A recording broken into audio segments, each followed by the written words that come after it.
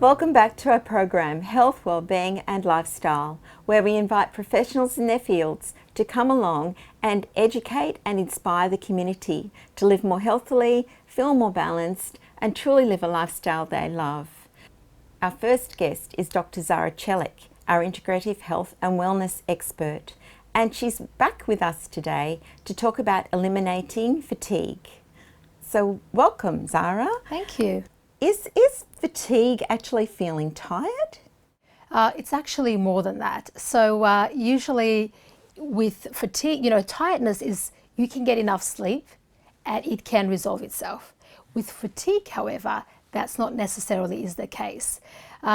When someone experiences fatigue, it can indicate and give a message, convey a message about something deeper than tiredness going on in the body, something more significant going on in the body. It could be from a hormonal issue, such as hypothalamic pituitary axis dysfunction. It is like an orchestra, right? The hormones communicate like an orchestra. And if something's out of whack, the whole orchestra doesn't sound quite great.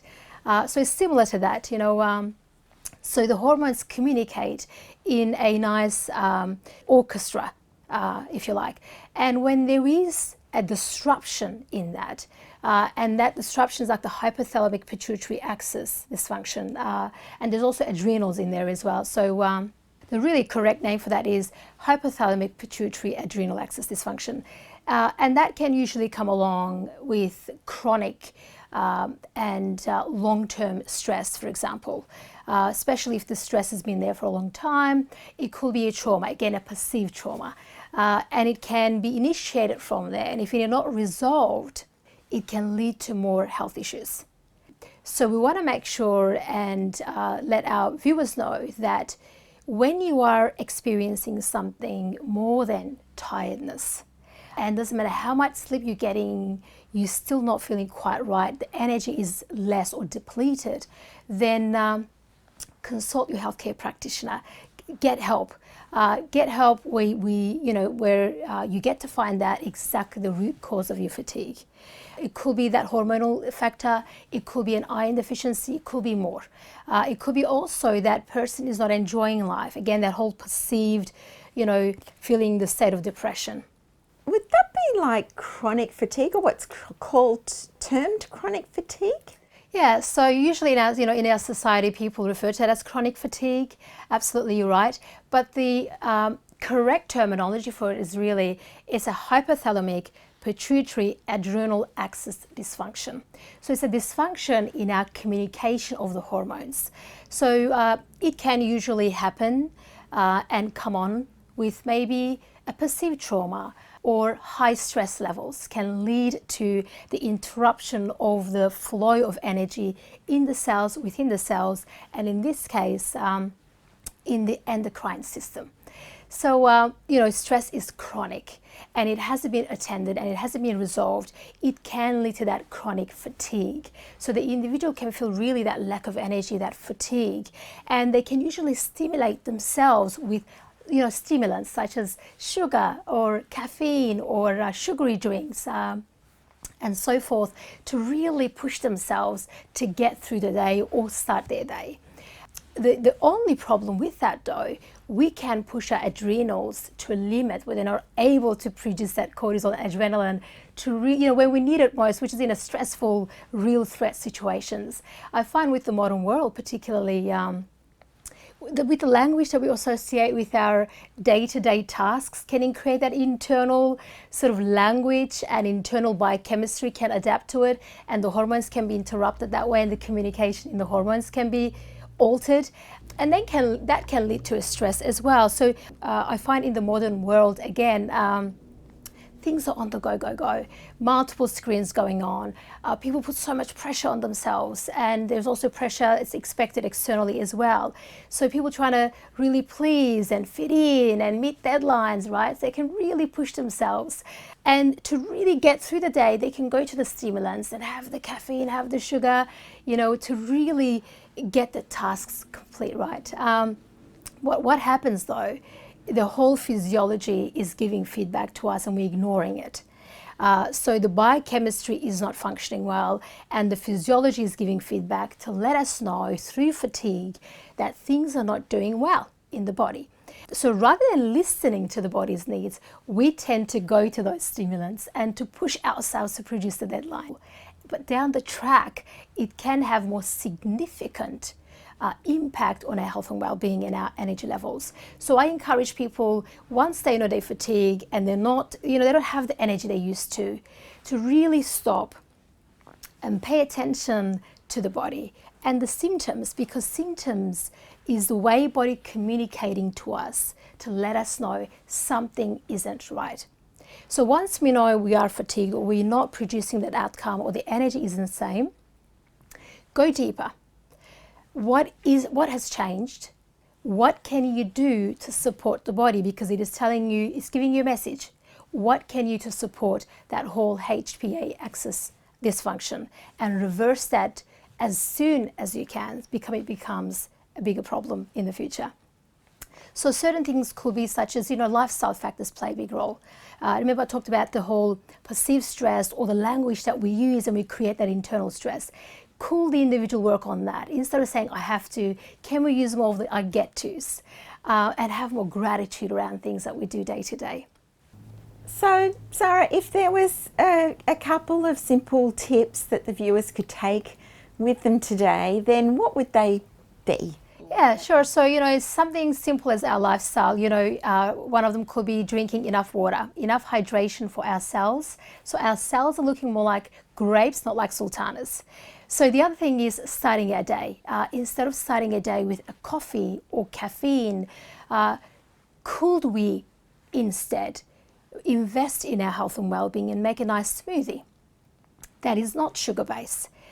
Can we go to bed earlier and have that enough sleep? Because sleep is really what helps our body to heal itself by itself and get that balance into the body again.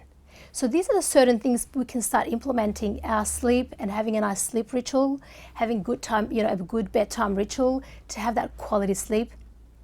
Switching our electronics earlier, maybe like 2 hours, say, earlier than we go to bed, to take some time to, get into our body, connect with the body, and also to reward ourselves with something before we go to bed. Create that nice environment in your bedroom where it is inviting, it is calming, it is grounding. So that could be another thing that could really help our audience anyone's experiencing fatigue, to really invest and reverse or even just boost our energy levels in general. That sleep is crucial. Thank you for that. My pleasure. And for more information on Dr. Zara Celik and eliminating fatigue, then please go to her webpage on our website, healthwellbeingandlifestyle.com.au. Dr. Zara will be back next time with us talking about stress management. Now we'll go to break and be back after the break with more amazing guests and topics.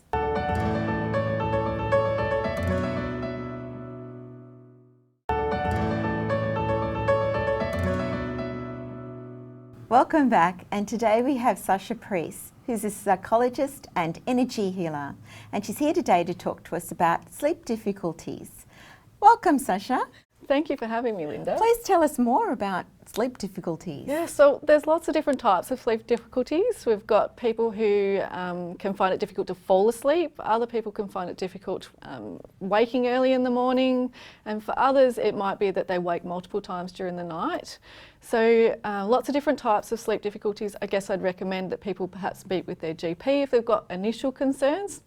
But there's also definitely some other options that people can be trying. So I guess today I was hoping to talk a little bit about some energy healing options for people to try if they're having sleep difficulties. So if you can understand that we're all made up of energy, our bodies are an energetic system. So energy healing is actually something that can shift energy within people to help de-stress their system and also to help them to hopefully fall off to sleep in a nice and relaxing, calm way. So that's another option, I guess, for people to be considering alongside some mainstream options that can help with sleep as well. Can you tell me some examples of people who've benefited from energy healing? Yeah, sure. So I guess I know people through energy healing that have achieved some really significant benefits. So one person that comes to mind was a 60-year-old man who had a 30-year history of not being able to sleep all the way through. So he was waking about 4 or 5 times a night. He had 3 energy healing sessions and is now actually able to sleep all the way through, except for waking up once to go to the bathroom, and he was really happy with that. And another lady who actually wasn't able to sleep for about 8 days straight. She had an energy healing session, just one, and actually achieved sleep all the way through for that one night. So, you know, these kind of results are quite significant for people who've had long history of sleep-related issues and even short history. So, yeah. Absolutely. Yeah. And would you have some general tips for people on improving their sleep? Yeah, definitely. So there's lots of things people can try, and I guess it's about finding the individual things that work for you. Having a really good sleep routine, so being able to wind down in the evenings, have a quiet space for people to actually go to bed. Reducing the screen time in the room is really important. Avoiding things like caffeine and alcohol, particularly in the latter part of the day. Yes. So alcohol can actually mean you might fall asleep okay, but you'll tend to wake around 2 o'clock in the morning. So interrupted sleep can happen if you're drinking alcohol, particularly in the evenings, and caffeine as well. So caffeine actually wakes your body up. So you want to actually reduce and calm your body, so caffeine is probably better in the mornings as well. And things like actually trying meditation. So different types of meditations work for different people. So meditations for sleep, there's also things like hypnosis for sleep. There is nature sounds that people can find helpful, and also things called esophageal frequencies, which actually help people to fall into a nice gentle sleep as well. So, okay, is that a sound thing? Yeah, esophageal? sound. Yes. Yeah, definitely. Yes. And I guess the other thing for people who think a lot at night times, actually just having a small notepad next to your bed, so if you're waking and you've got things going around in your head, just jotting some things down on the notepad so that then you can actually address that in the morning and, you know, put it away and actually focus on getting back to sleep. Oh, that's great. I've done that myself. Yeah, I've got that, you fantastic. know, with a notepad next to the bed so you can get Yeah. it out of the brain. Yeah, no, it's really Oh. helpful, I think. So. Yeah, totally. Yeah. Well, that's wonderful, Yeah, Sasha. Thank you you. so much. Thank you. And for more information on improving your own sleep, please go to our website. Thank you very much. Thank you. Thank you.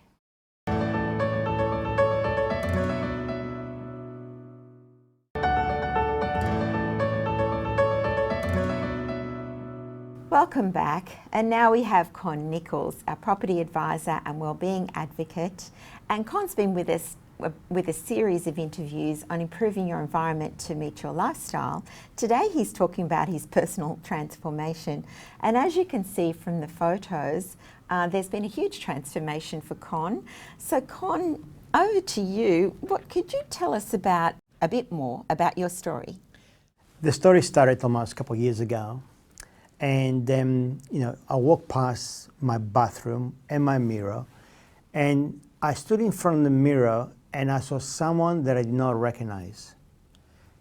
Yes, it was violent in a sense that I cried, I shouted.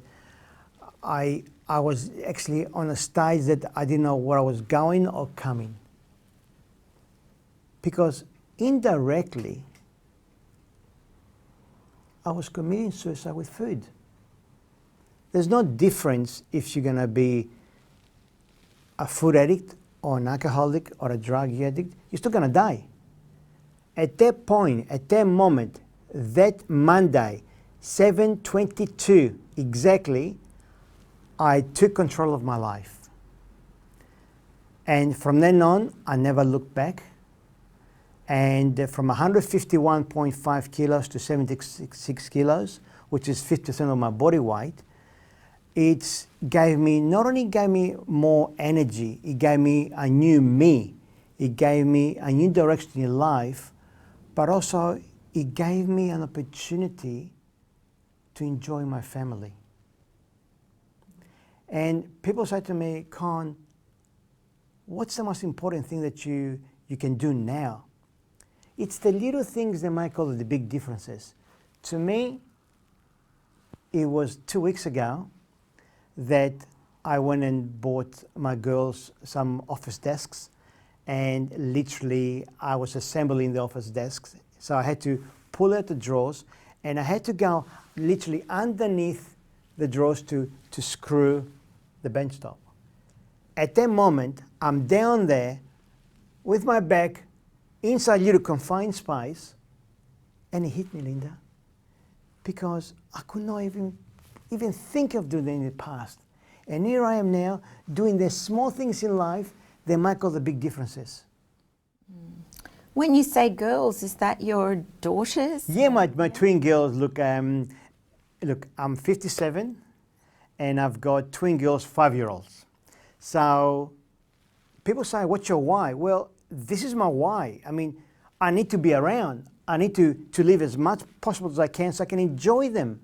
And at the end of the day, is it really fair if dad passed away? No. So to me, that was the breaking point.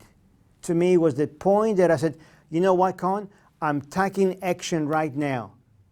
There's no excuses. There's no excuse anymore. Either we do this properly or just don't worry about it.